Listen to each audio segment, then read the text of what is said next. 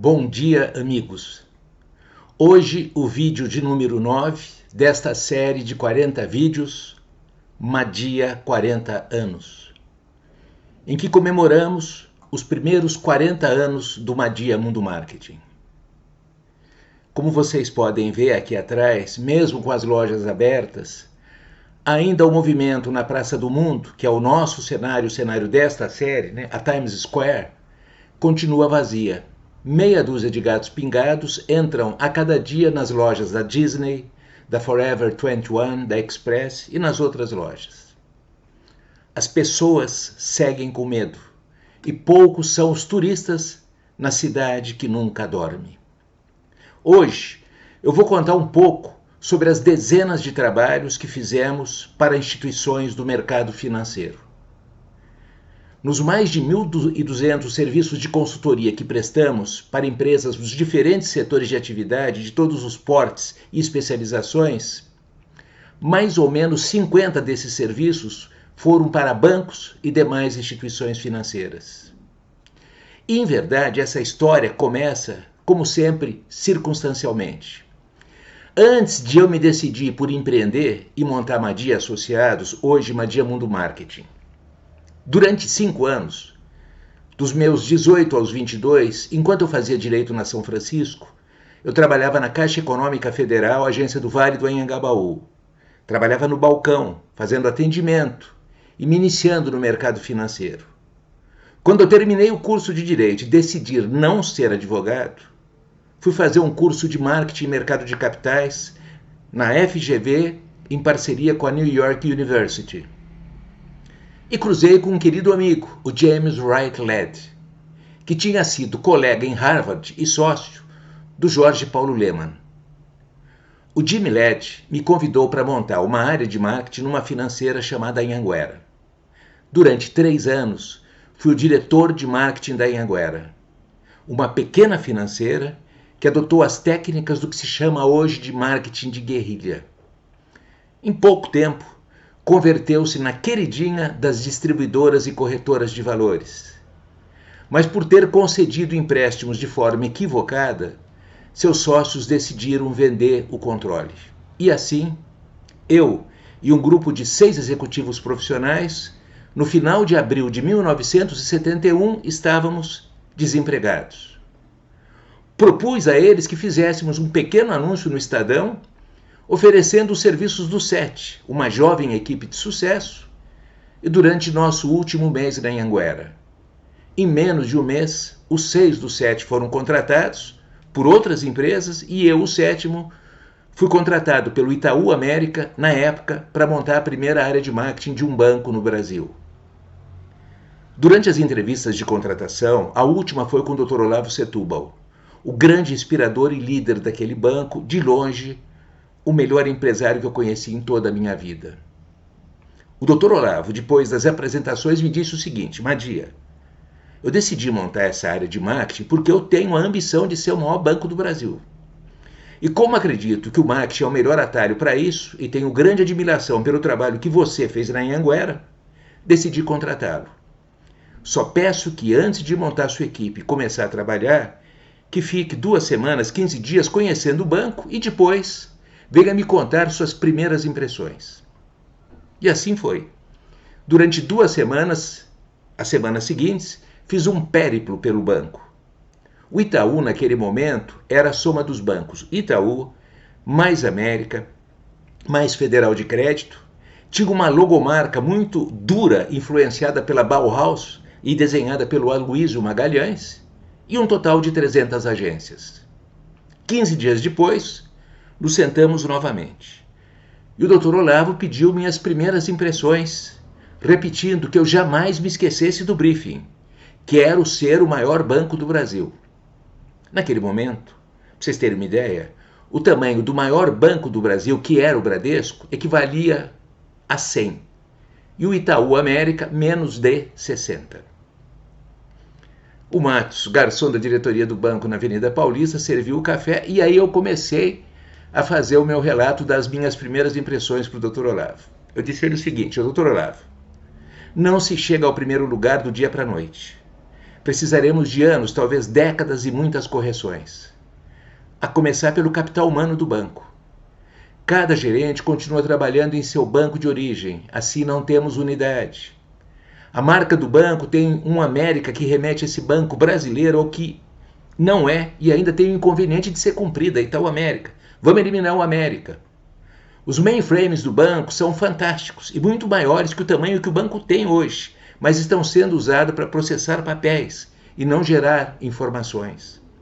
Vamos precisar de uma agência de propaganda mais moderna e criativa e iniciar o processo de união do capital humano, realizando uma primeira grande convenção de gerentes.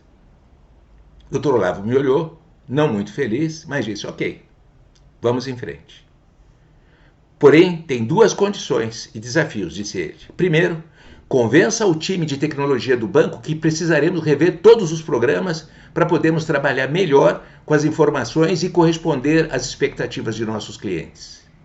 E gostaria de contar a todo o Brasil quais são as nossas pretensões. Quero assumir publicamente esse desafio, ser o primeiro banco do Brasil. Esse é o briefing que eu quero que você passe para a nova agência que a sua equipe vai escolher. Eu fiquei no Itaú pouco mais de 3 anos.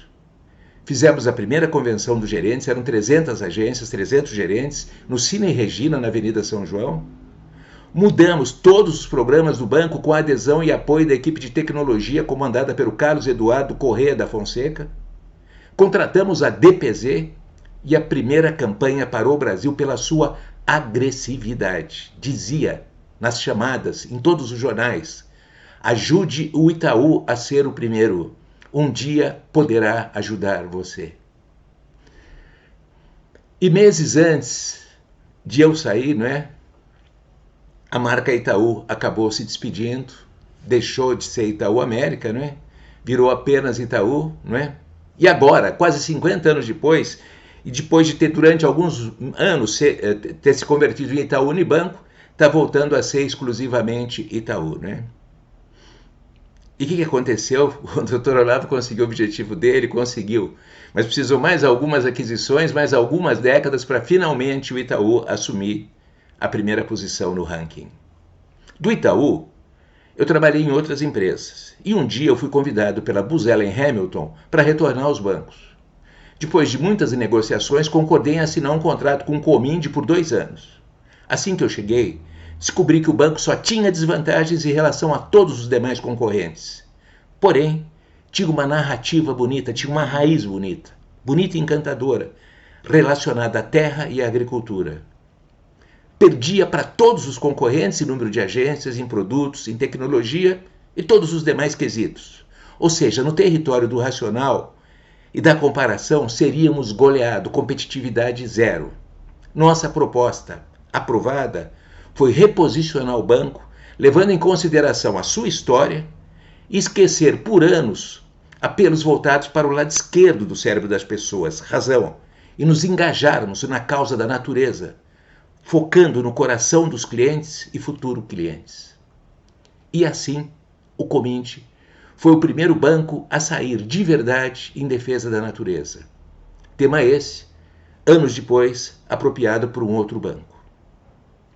A logomarca do banco ganhou em seu lettering semelhanças com os favos de uma colmeia. Nas agências passou a prevalecer o verde. Nos talões de cheque e cadernetas de poupança, ilustrações e fotografias com as espécies em extinção e muito mais. Em pouco tempo, o Cominde passou a ser a única instituição financeira a trabalhar temas de forma exclusiva, ganhando a simpatia das pessoas. Menos pelos serviços que prestava e mais pela causa que adotou.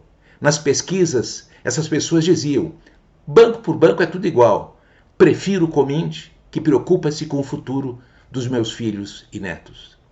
Infelizmente, e no final do primeiro ano do meu contrato de 2, uma briga entre acionistas e acabei não renovando o contrato. Com essa experiência de Caixa, Itaú e Cominde, nasce a Madia no dia 1º de setembro de 1980. E no correr destes primeiros 40 anos, fomos sempre procurados por dezenas de instituições financeiras. Dentre essas, mais de 4 dezenas, separei 4 para comentar com vocês, não necessariamente pela ordem. Um dia, eu fui convidado pelo Dr. Aloysio Faria, que neste ano, daqui a alguns meses, chega aos 100 anos de idade, saudável, lúcido e comandando mais de uma dezena de empresas, por uma conversa com ele no Banco Real. E lá fui eu para a Avenida Paulista, onde hoje é a CNN. Depois de meia hora de papo sobre diferentes assuntos, ele me disse: Madia, tenho ouvido ótimas referências sobre sua empresa, a Madia. O Vitor Foroni, da Método, não se cansa de comentar sobre o trabalho que vocês fizeram para a empresa dele e do Hugo Rosa. Estou precisando confiar a marca do Real a uma empresa como a sua. Você teria interesse? Claro, fiquei empolgado, preparei uma proposta e voltei 2 semanas depois. Uma ótima conversa. Apresentei a proposta que foi aprovada no ato e quando eu me preparava para sair, ele me disse o seguinte: Madia, esqueci-me de um pequeno detalhe, e completou. Dentre minhas expectativas, gostaria muito que o Real fosse ignorado pela imprensa. Assim, espero que vocês não só esqueçam esse stakeholder no processo de branding, como encarregue-se de evitar qualquer publicação ou notícia sobre o Real. Não é que nós somos low profile, nós somos no profile. E eu sorri, né? Absolutamente impossível, em qualquer trabalho de branding com mínimo de qualidade, ignorarmos o mais importante disseminador de informações e formador de opinião, a imprensa. E assim, constrangido, né? Quase chorando, né? Com o contrato aprovado, agradeci ao Dr. Aloísio e disse que estávamos declinando do trabalho. Bem ao lado do Real, na Paulista, o Mercantil de São Paulo. No final dos anos 1990, um querido amigo, Léo do Amaral, vice-presidente do banco, me convida para um papo e me fez um desafio. Gostaria que o Mercantil fosse o primeiro banco a lançar uma plataforma digital no Brasil. Na época, denominava-se de online banking. Naquele momento, todos os bancos estavam correndo atrás dessa conquista. Saí na frente. Depois da conversa, me levou para conhecer e conversar com o Dr. Gastão Vidigal, um ótimo papo que acabou durando mais de 2 horas. Fomos contratados. Tínhamos 3 meses para realizar a proeza, trabalhando com a equipe de tecnologia do banco e muitos outros parceiros de tecnologia da Madia. Tudo pronto, porém, 1 semana antes do lançamento, o Unibanco sai na frente e lança a primeira plataforma. O Mercantil não conseguiu ser o primeiro, mas foi o segundo, e bem à frente do Itaú, Real, Caixa, Banco do Brasil e todos os demais bancos. Meses depois, e na mesma Avenida Paulista, fomos contratados e construímos o planejamento estratégico do Citibank, da área corporate. No início dos anos 2000, fui convidado pelo Rômulo Najib Lasmar para almoçar no Bradesco com ele e com o saudoso Lázaro de Melo Brandão. No final do almoço, Lázaro perguntou-me se não gostaria de trabalhar no Bradesco. Eu agradeci, mas falei que poderia trabalhar para o Bradesco. E 2 semanas depois, estávamos contratados para o desafio de um reposicionamento do banco. Em menos de 1 mês, e com o comando e a supervisão maravilhosa do Lasmar, concluímos que a comunicação do Bradesco era caótica, que o trabalho precisava contemplar uma série de providências, mas dentre todas, uma revisão radical na identidade do banco e uma política moderna e consistente de comunicação. Trabalhamos para o Bradesco durante anos, e de todo o trabalho nasceu um novo Bradesco, moderno, com uma logomarca e programação visual assinada pela agência Landor da cidade de São Francisco, nos Estados Unidos. 2 anos depois, numa sexta-feira, um almoço marcado no Lohan, Alameda Jaú, São Paulo, com André Esteves e o Totó, o Antônio Carlos Porto Filho. No final do almoço, e depois de elogiar a qualidade de sempre do Lohan, que sempre depois que terminava o almoço percorria as mesas para saber como é que tudo tinha ocorrido, a Madia estava contratada para construir o planejamento estratégico do Pactual pelos anos seguintes. Fui para casa, dormi e acordo no sábado. Vou até a banca de jornais da Praça Vila Boim comprar a Veja. E no que bato o olho, no monte de revistas, né, de Veja, quem eu vejo na capa? Isso mesmo, o mais novo cliente da Madia, o Pactual. Uma denúncia grave sobre o cliente que conquistamos menos de 24 horas antes.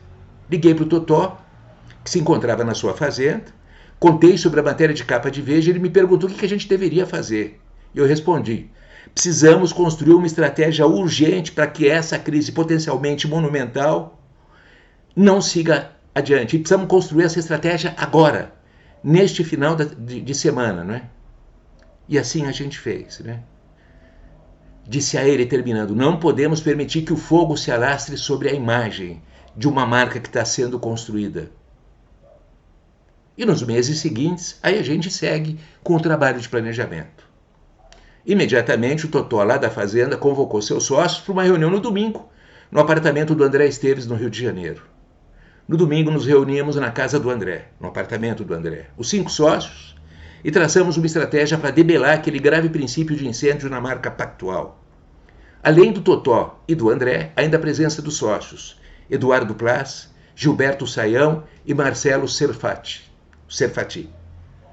Em menos de uma semana, tudo foi esclarecido e o incêndio debelado. Mas naquela reunião daquele domingo, ficou mais que claro que a sociedade dos 4 brilhantes e talentosos jovens, sob orientação do Totó, tinha chegado ao fim. O que acabou acontecendo 2 anos depois. Terminamos o trabalho e o planejamento estratégico foi entregue. É isso, amigos. Alguns dos trabalhos que a Madia prestou no mercado financeiro do país e que, neste momento, encontra-se de novo e como nunca em ebulição. Como nunca, né? Soltando fumaça para todos os lados. Os grandes bancos finalmente têm a supremacia ameaçada. Centenas de fintechs atacam por todos os lados, mais as big techs, mais os ex-parceiros dos grandes bancos como C&A, Luiza, Marisa, Riachuelo, Renner, todos convertendo-se em bancos. E ainda os grandes bancos tendo que se desfazer da quase totalidade das agências, que já não servem mais para nada, e infelizmente de milhares de colaboradores na tentativa de sobreviverem e se preservarem. Neste momento específico, estamos preparando propostas para 4 diferentes bancos. Mas como é da nossa política, só vamos trabalhar para uma única empresa, como a gente sempre faz, de cada setor de atividade. Assim, só poderemos prestar os serviços de consultoria para um único banco. Nos próximos 40 anos, o Madia Mundo Marketing continuará tendo uma forte presença no território das instituições financeiras, não tenho a menor dúvida. Um território radicalmente diferente de como foi e ainda é, porém derretendo, né, neste exato e preciso momento. É isso. Uma ótima semana e, uma vez mais, muito obrigado pelo carinho da sua atenção e da sua amizade. Estou de volta na próxima, para o episódio de número 10 desta série Madia 40 anos. Bom dia e até lá.